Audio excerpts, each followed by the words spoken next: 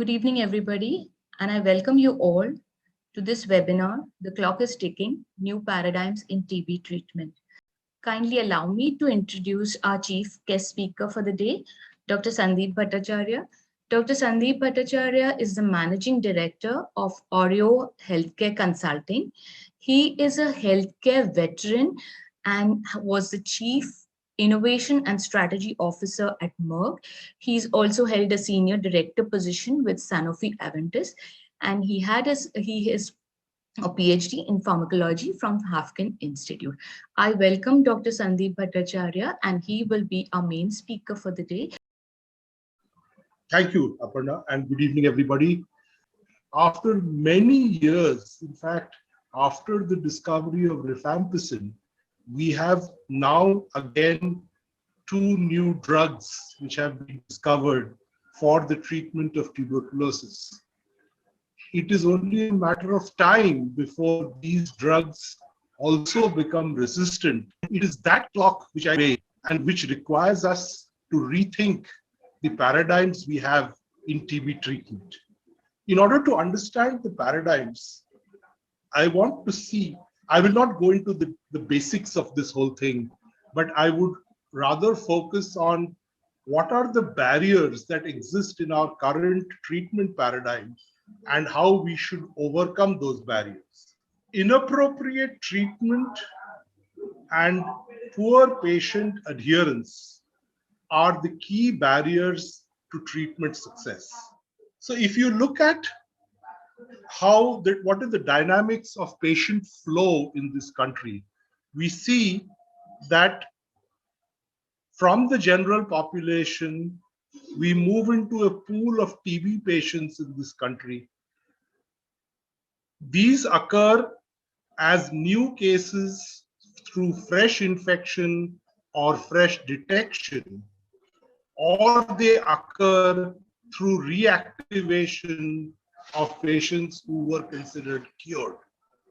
This pool of patients, about 80% of them get cured, but 20% which are either failed or relapsed treatment remain outside scope. Of these are taken for retreatment. However, a large portion of these are lost to follow-up. And a good portion, almost half of these patients who do not respond to treatment actually succumb to the illness. And if we see how this thing works, in drug-sensitive patients, our success rate is over 80%.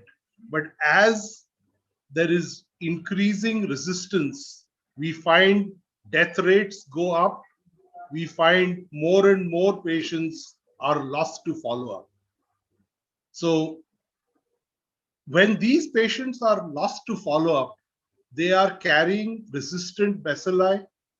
And we know that whereas in sensitive patients, one patient could potentially infect another 1.8 patients, this increases to 2.6 when we are looking at patients with resistant bacilli.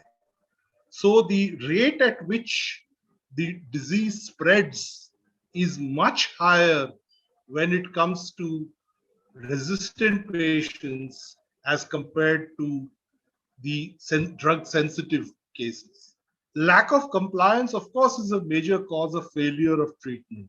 However, inappropriate treatment with drugs to which the bacilli are not susceptible is the key cause of treatment failure. Clinician is guessing about the resistance pattern based on rifampicin and sometimes INH resistance when the fallback drug quinolones has in many centers over 60% resistance.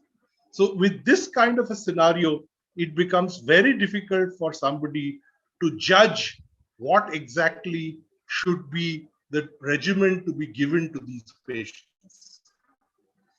And why is it that we cannot check and find out what is the resistance pattern? It is because in an individual patient, to find out the exact resistance pattern of the bacilli, till today, required a lot of expense and a lot of time. And consequently, the India TB report 2020 says the national TB elimination program misses 10% of drug sensitive cases and 50% of drug resistant cases. This is the clock that is ticking, ladies and gentlemen. So all of this put together causes a scenario which results in significant increase in the number of cases with resistant tuberculosis. And what are these numbers of cases that we are looking at? 1 in every 4 patients of TB in the world are in India. On a population basis, this may not be much higher than, for example, in Indonesia or Pakistan, but it is definitely much higher than in countries like China or Bangladesh. But the real problem is not how many cases there are. The real problem is the WHO estimates that only 2 out of 3 patients with MDR TB or multi-drug resistant TB get diagnosed. 1 out of 3 remain undiagnosed. Of those 2 who are diagnosed, 3 out of 4 who are diagnosed are treated. And only 1 out of, so if you multiply this out, you will see that 75% of the incident cases remaining in the community are lost to follow-up or they succumb to their illness. This is the estimate of the WHO. When we look at the number of cases in this country, I have put up a number here of 45 lakh cases with 450,000 deaths. The government figures say that there are 27 lakh patients who have tuberculosis, of which 20 lakhs approximately are in the public sector and about 7 lakhs are in the private sector. But what I did was to understand the private sector numbers, I back calculated from the consumption of rifampicin and its fixed dose combinations across the country. And I found that approximately 2.5 million cases are treated annually in this country in the private sector, of which only 7 lakhs are notified to the government. Every one of us who are treating TB patients, we know that because of the taboo and the social stigma associated with the disease, many patients refuse to get notified and would rather take their treatment privately without informing anybody else. Reflected in the significantly larger consumption of rifampicin and its fixed dose combinations, so that we realize that we are actually dealing with 45 lakh patients with a 10% mortality or 450,000 deaths. Now, clearly, the India TB report says early and accurate diagnosis followed by appropriate treatment is vital for ending TB, because we have understood that with this kind of a large population of TB patients, if we are unable to actually end the TB in that particular patient, this patient is going to get back into the community and spread that infection further. As many as 20% of treated patients do not get the desired outcomes. And at a significant higher transmission rate, these treatment failures spread resistant infections, so that in the general population, a person who is getting tuberculosis may get the tuberculosis with a drug-resistant bacillus, which makes it extremely difficult to manage. And already we see that approximately 5 to 6% of people in our country, of the TB patients in our country, in the general population, have MDR tuberculosis.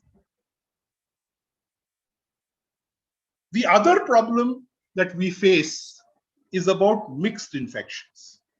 And this is especially a concern in HIV co-infected patients and in other immunocompromised patients. And I will deal with only HIV and diabetes.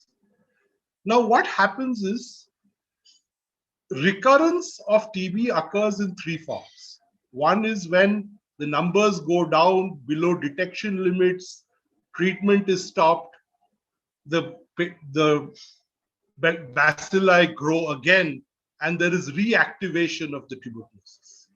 The second is when there is reinfection, where one strain is cured, but a second strain infects the patient simply because these people live in communities which are in which there is a sizable degree of airborne tuberculosis infection in the community.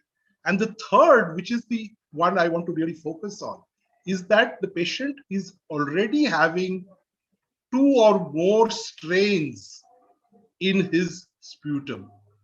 But our current methods of detecting tuberculosis does not allow us to identify different strains. And because of that reason, if the patient is immunocompromised, like with HIV or with diabetes, we see that the recurrence rate is more than 100-fold higher than in the general incidence. And TB recurrence is almost twice as high, both in HIV patients as well as in diabetes patients, with an odds ratio of 2.1 in one case and 1.96 in the other case. Consequently, the failure to detect a non-replicating organism influences the probability of diagnosing mixed strain infections. Our current methods of diagnosis do not allow us to detect mixed strains, and therefore, in patients who are immune compromised in some form, there these things supervene, and therefore we get a recurrence of the tuberculosis in these patients.